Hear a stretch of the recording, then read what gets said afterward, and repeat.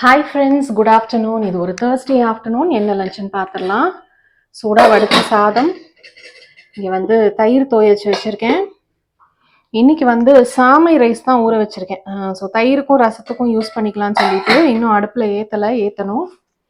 First sight dish பார்த்தீங்கன்னா வாழைக்காய் fry. அதுக்கப்புறம் செகண்ட் சைட் டிஷ் பார்த்தீங்கன்னா கொத்தவரங்காய் பூண்டெல்லாம் தட்டி போட்டு ஒரு பீனட் பொரியல் பண்ணியிருக்கேன். அதுக்கப்புறம் ஹோம்மேட் கீ.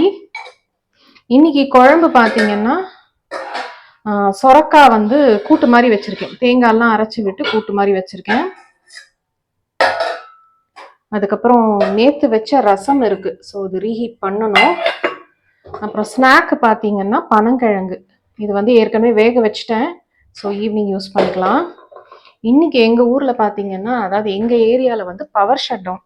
அதனால் லைட்டிங் முன்ன பின்ன இருக்கும், அட்ஜஸ்ட் பண்ணிக்கோங்க. அப்புறம் மார்னிங்கே பார்த்தீங்கன்னா அடுத்த நாள் அரைக்கிறதுக்கு கவுனி அரிசி இது ஊற வச்சுட்டேன். ஸோ அடுத்த நாள் காலையில் நம்ம இதை அரைச்சிடலாம். முத நாளே ஃப்ரிட்ஜில் வச்சுட்டோன்னா அடுத்த நாள் நல்லா ஊறியும் இருக்கும், அரைக்கிறதும் ஈஸியாக இருக்கும். மிஷினும் உங்களுக்கு சூடாகாது. ஸோ இதுதான் எங்களுடைய தேர்ஸ்டே லஞ்ச்.